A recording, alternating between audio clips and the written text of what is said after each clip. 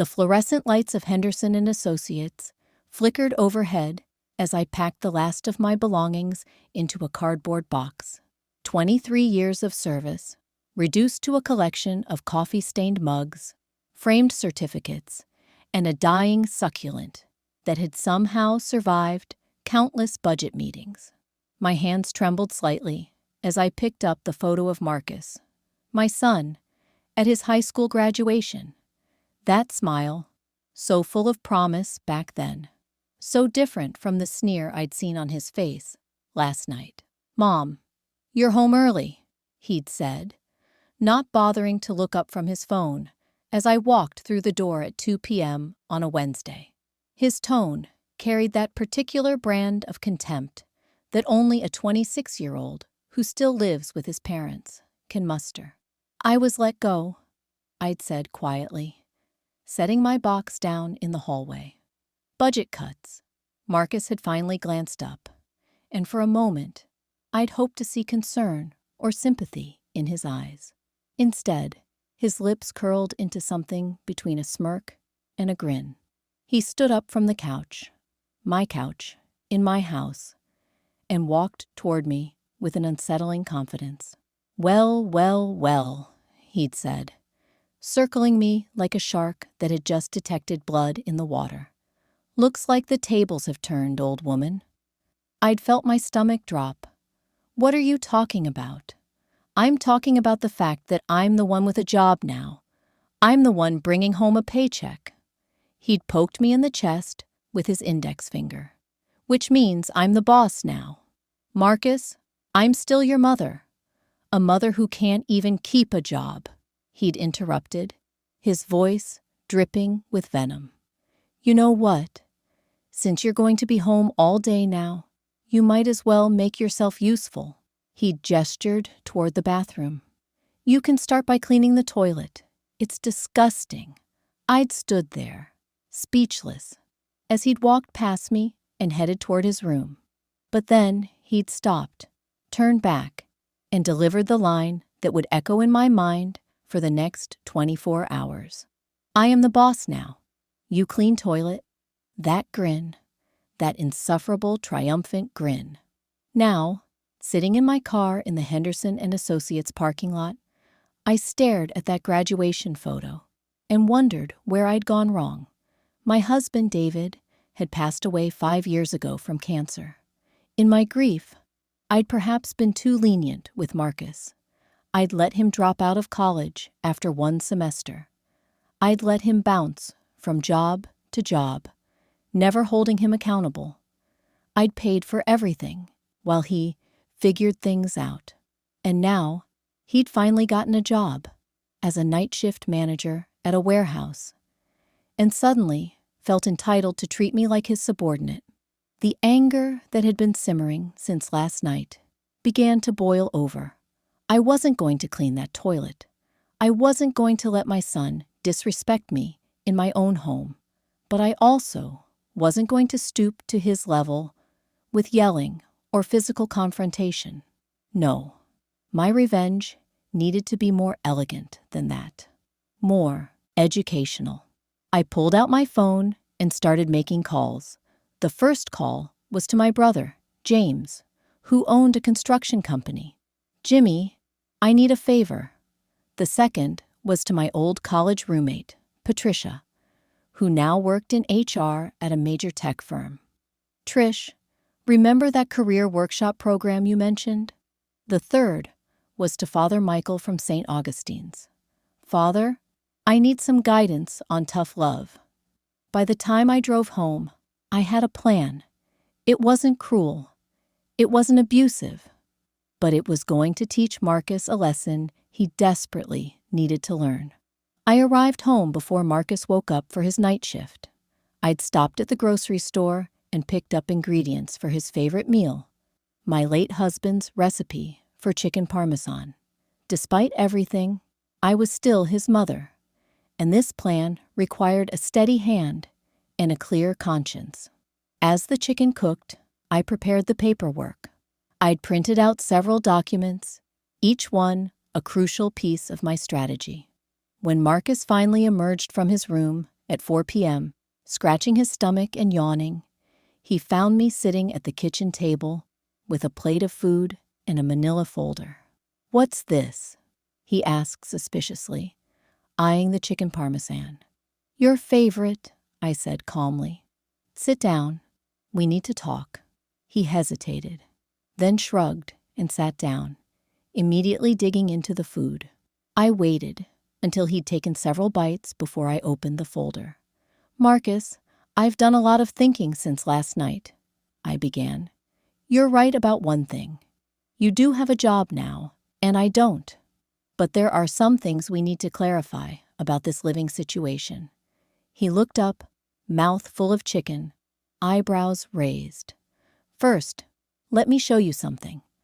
I slid the first document across the table.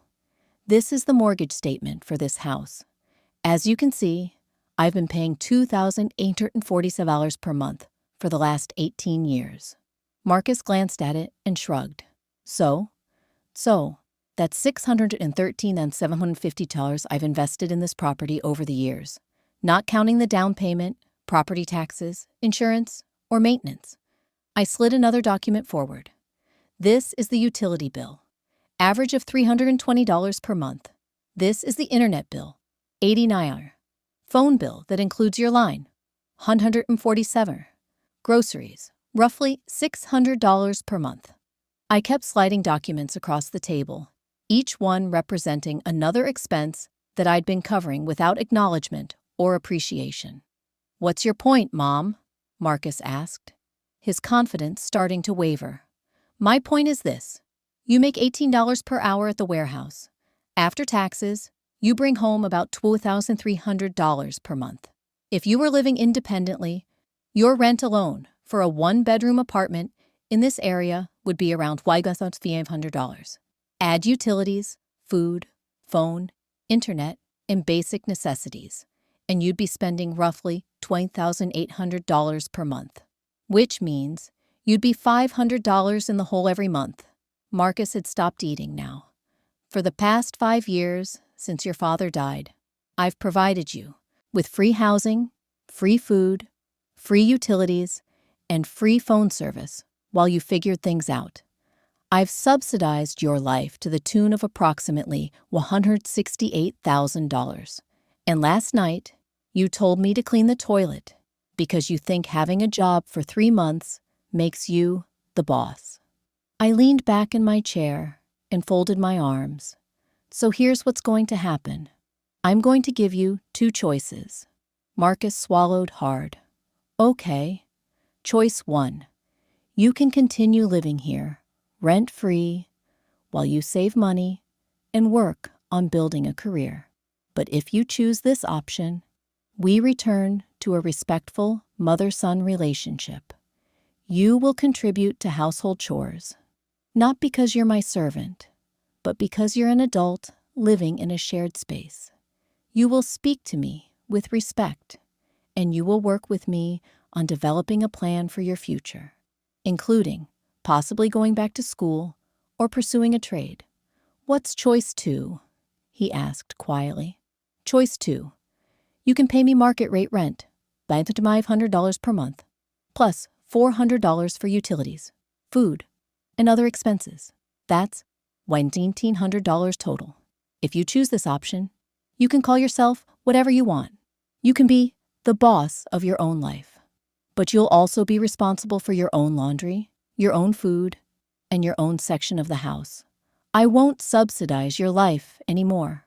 Marcus stared at me, his earlier bravado completely evaporated. That's almost all of my paycheck." "Yes," I said. "That's what being an adult costs. That's what independence costs. Your father and I shielded you from these realities because we loved you and wanted you to have opportunities. But somewhere along the way, you confused our generosity with weakness." He looked down at his plate, the chicken parmesan suddenly unappealing. "There's a third option, of course," I added. "You can move out entirely. Find your own place, make your own way. I'll even help you with the deposit if you choose this route. But the days of you living here for free while treating me like your servant, are over.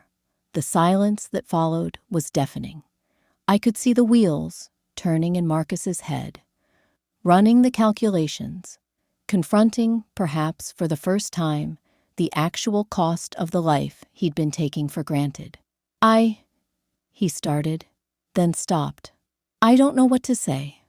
You don't have to say anything right now, I said, my voice softening slightly. But I need your decision by the end of the week. In the meantime, there's something else. I pulled out another document, a brochure for the career development program Patricia had told me about.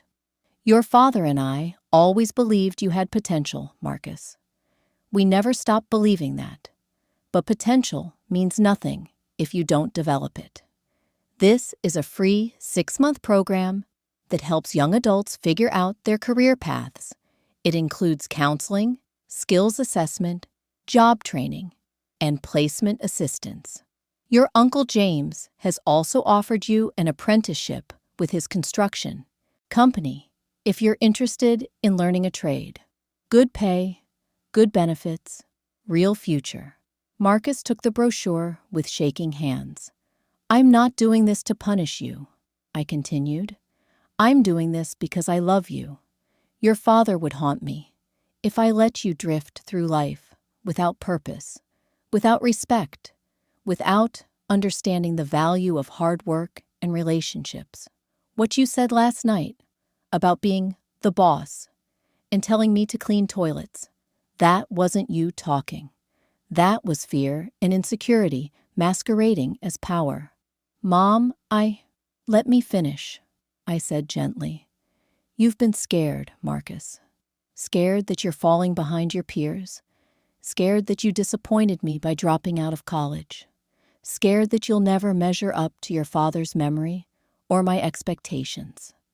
And when I came home yesterday, having lost my job, for the first time in your life, you saw me as vulnerable, and instead of feeling compassion, some part of you felt relief, maybe even superiority, because if I could fail, then maybe your failures weren't so bad.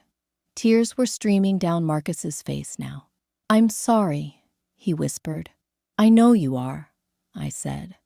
But sorry isn't enough. You need to make a choice about who you want to be. Do you want to be the kind of man who kicks people when they're down? Or do you want to be the kind of man your father was proud of? The kind of man who lifts others up? Marcus chose option 1. But my revenge, if you could even call it that anymore, wasn't finished. Over the next few days, I implemented the rest of my plan. I'd called Father Michael, not just for guidance, but because the church ran a community service program. I'd volunteered both Marcus and myself to spend our Saturdays working at a homeless shelter and food bank. Mom, I have to work at night, Marcus protested. I need to sleep on Saturdays. Then you'll be tired, I said simply. Welcome to the life most working people lead, balancing multiple responsibilities. You can do this, or you can choose option 2 and pay rent. That first Saturday, we arrived at St. Augustine's Community Center at 7 a.m. Marcus was exhausted and grumpy, but I was relentless. We served breakfast to roughly 200 homeless individuals. We cleaned dishes. We sorted donated clothes. We listened to stories. There was a man named Robert, probably in his 50s, who had been a successful accountant before a series of bad breaks, a divorce, a medical emergency, a layoff, had left him on the streets. There was a young woman named Christina, just 22, who had aged out of foster care with nowhere to go. There was a veteran named Thomas who suffered from PTSD and couldn't hold down a job. I watched Marcus as he listened to these stories. I watched his face change as he realized that the safety net I'd provided him, the one he'd taken for granted and then mocked me for, was the only thing standing between him and the kind of desperation these people faced. That could have been me, Robert told Marcus at one point, scraping dried egg off a plate. I had a house. I had a family. I thought I had job security. Then life happened. Be grateful for what you have, kid. And be grateful for people who love you enough to catch you when you fall. By the end of that first Saturday, Marcus was subdued but thoughtful. We drove home in silence, and he went straight to bed. But I noticed he'd taken the career development brochure with him. The following week, Marcus signed up for the program. He also approached his manager at the warehouse about switching to day shifts so he could attend evening classes. To his surprise, they were supportive. They'd apparently been considering him for a logistics coordinator position that required more education. Meanwhile, I was dealing with my own challenges. Being laid off after 23 years was devastating. My severance package would last a few months, but I needed to find work. I applied to dozens of positions, updated my resume, networked relentlessly. The job market for 52-year-old women in middle management wasn't promising, but something unexpected happened. My story, the plan I'd implemented with Marcus, had caught the attention of Father Michael. He shared it, with my permission, during a sermon about family, responsibility, and redemption. Someone in the congregation happened to work for a local nonprofit that helped troubled youth transition to adulthood. They called me 2 weeks after my unemployment began. "Mrs. Harrison, we heard about your situation and how you handled it with your son." The director, a woman named Angela Torres, said over the phone, "We're looking for someone to develop and run a life skills program for young adults aging out of foster care or struggling with transition to independence. Your background in management, combined with your obvious talent for tough love parenting, makes you an interesting candidate. Would you be interested in discussing this further?" I was stunned. Yes, absolutely. The job paid less than my corporate position, but it came with better benefits and, more importantly, a sense of purpose I hadn't felt in years. I would be developing curriculum, teaching classes, mentoring young people who desperately needed guidance. It felt like fate, or perhaps like David's hand reaching down from wherever he was to nudge me in the right direction. I got the job. Marcus got accepted into the logistics coordinator training program at work with a raise. We settled into a new routine. Both of us working, both of us growing, both of us learning to respect each other as adults, rather than falling into the old patterns of parent and dependent child. But the real revenge, the real twist, came 3 months later.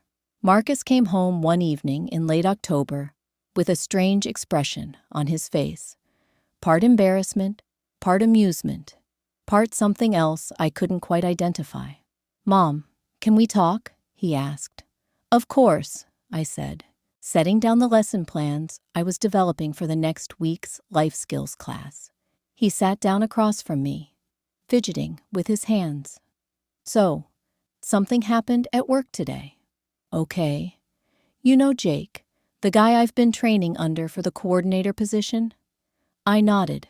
Marcus had mentioned Jake several times, a 28-year-old who'd worked his way up from warehouse floor to regional logistics manager. Well, Jake was telling me about his mother. Apparently, his mom went through something similar to what you and I went through.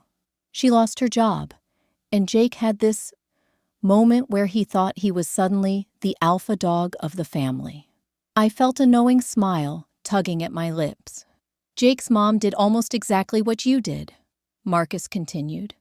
"Laid out all the expenses, gave him choices, made him volunteer at a homeless shelter. Jake said it was the kick in the ass he needed to get his life together." "Smart woman, Jake's mom," I said. "Yeah, well, here's the thing." Marcus looked directly at me now. "Jake is your old boss's son." I felt my heart skip a beat. "What?" "Jake Henderson. His mother is Rachel Henderson, CEO of Henderson and Associates, the company you worked for." My mind was racing.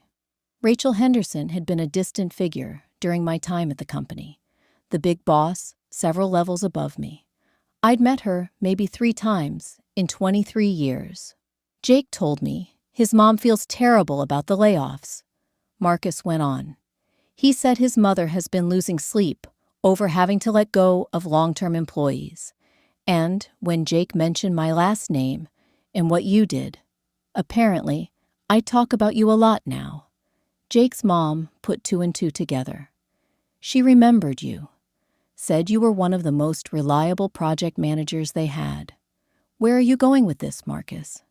Jake's mom wants to meet with you. She's starting a new consulting division, focused on helping companies improve employee retention and development. She thinks you'd be perfect for it, based on everything Jake told her about you. I sat back, stunned. But I already have a job I love. I know, Marcus said, and I told Jake that. But his mom still wants to meet with you.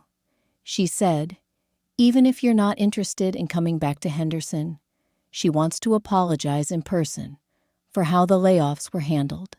And, Marcus paused, looking uncomfortable, she wants to talk to you about possibly consulting with her new division on developing programs for at-risk youth and employee support services. Apparently, they're looking to partner with nonprofits. The irony was almost too perfect. The company that had laid me off might now help fund the work I was doing, might help me reach even more young people who needed guidance. When does she want to meet? I asked. Next Tuesday. Lunch. Her treat. I met with Rachel Henderson the following Tuesday at an upscale restaurant downtown. She was a tall, distinguished woman in her early 60s, with gray hair and tired eyes. Sarah, she said, shaking my hand firmly. Thank you for meeting with me. I know I'm probably the last person you want to see. Not at all, I said honestly. Please, sit. We ordered food and made small talk for a few minutes before Rachel cut to the chase. My son Jake told me about what happened with your son Marcus, about how you handled it. She smiled slightly. It reminded me of what I had to do with Jake a few years ago. He was heading down a bad path, entitled, disrespectful, directionless. I did something similar, set boundaries, made him face reality. It saved our relationship and probably his life. It's not easy, I admitted, giving tough love to your own child. No, it's not, Rachel agreed. But it's necessary. And it got me thinking about something. She leaned forward. When we had to do the layoffs last spring, it killed me. These were people I'd worked with for years, decades in some cases.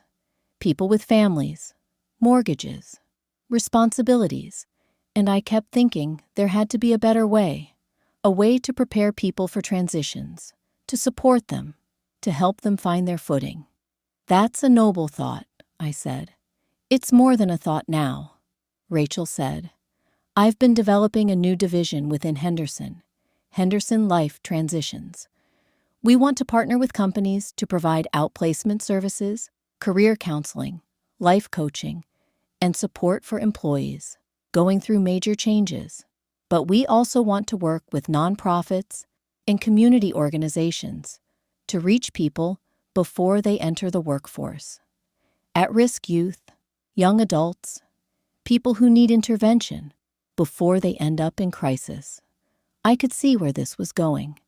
And you want my nonprofit to be one of those partners. Yes, Rachel said, but I also want you. Sarah, you have 23 years of project management experience. You understand corporate culture.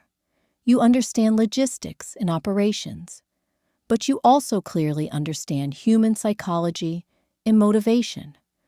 What you did with Marcus, that's exactly the kind of thinking we need. Rachel, I appreciate the offer, but I just started this job. I can't leave now. I'm not asking you to leave, she said quickly. I'm asking you to expand. I want to contract with your nonprofit, provide funding, resources, infrastructure support. In exchange, you'd help us develop our youth intervention programs and train our corporate consultants in the methods you're using. You'd split your time, 3 days a week with your nonprofit, 2 days a week with us. We'd triple your current salary. I stared at her. Triple? You have expertise that's rare, Sarah. You know how to reach people at their lowest points and lift them up. You know how to set boundaries with compassion. You know how to turn crisis into opportunity. That's worth a lot in today's world. I thought about it. The funding would allow us to reach more young people, to expand our programs, to hire additional counselors and mentors. The salary would allow me to finally start rebuilding my retirement savings after the hit they'd taken. But more than that, it would allow me to work on a larger scale, to potentially impact thousands of lives instead of dozens. Can I think about it? I asked. Of course, Rachel said. Take your time. Talk it over with your son. He's a good kid, by the way. Jake speaks highly of him. That night, I sat Marcus down and told him about Rachel's offer.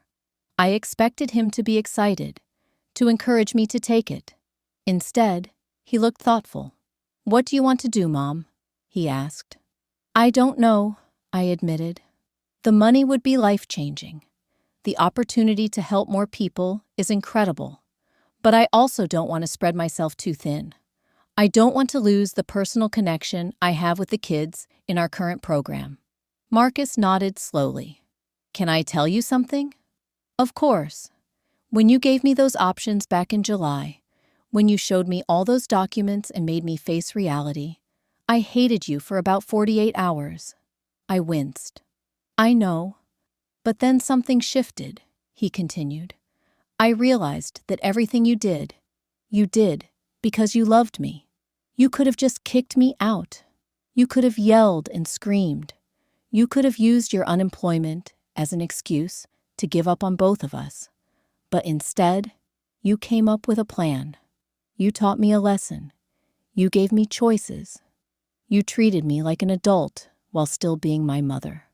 That was the goal, I said softly. And then you took me to that shelter, Marcus went on. And I met all those people who didn't have what I had, who didn't have a safety net, who didn't have someone to catch them when they fell. It changed me, Mom. It made me realize how lucky I was, how lucky I still am. He looked directly at me. Take the job, take the money, expand the program, because there are thousands of kids out there, like I was, entitled, scared, directionless, desperately needing someone to give them tough love and real guidance. You gave that to me. Now give it to them. I felt tears prickling at my eyes. When did you get so wise? Marcus grinned. Not the cruel, mocking grin from that night in July, but a genuine, warm smile. I learned from the best. From Dad, who taught me about compassion and strength, and from you, who taught me about accountability and second chances. I took the job. Over the next year, Henderson Life Transitions partnered with 5 nonprofits across the city, providing funding and resources to programs that helped at-risk youth, unemployed adults, and people going through major life transitions. I developed curriculum, trained counselors, and gave presentations at companies about the importance of supporting employees as whole human beings, rather than just workers.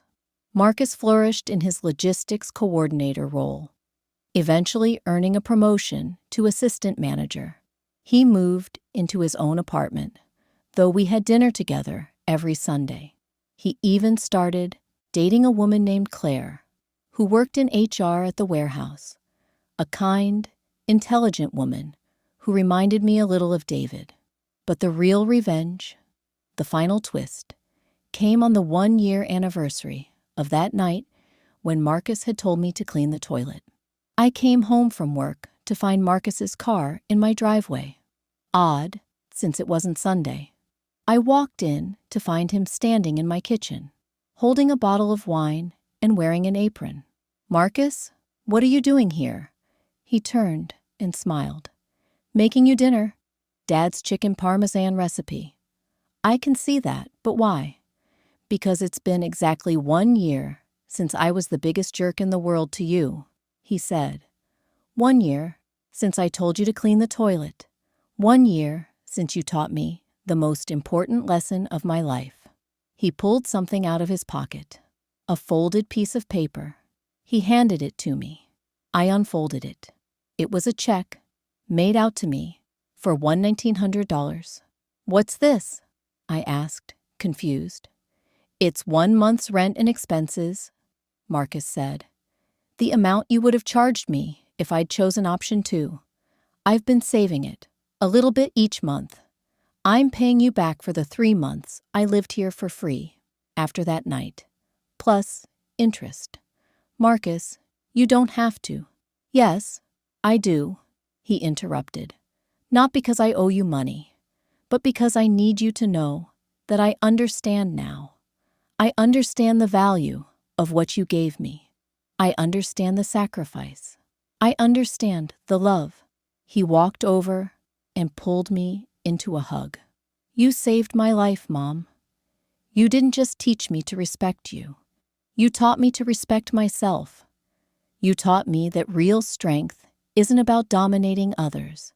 It's about lifting them up.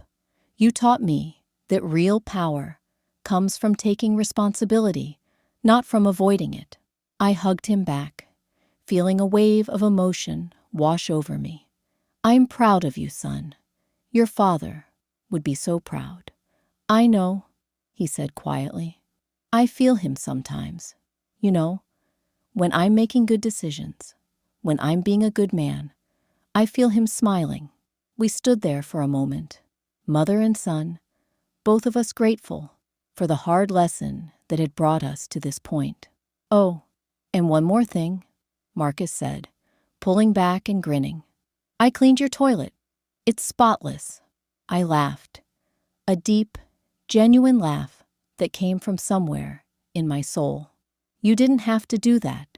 "I know," he said, "but I wanted to. Consider it revenge for my revenge, or maybe just gratitude." That night, we ate chicken parmesan and drank wine. We talked about his relationship with Claire, about my work with Henderson Life Transitions, about the apartment he was saving up to buy.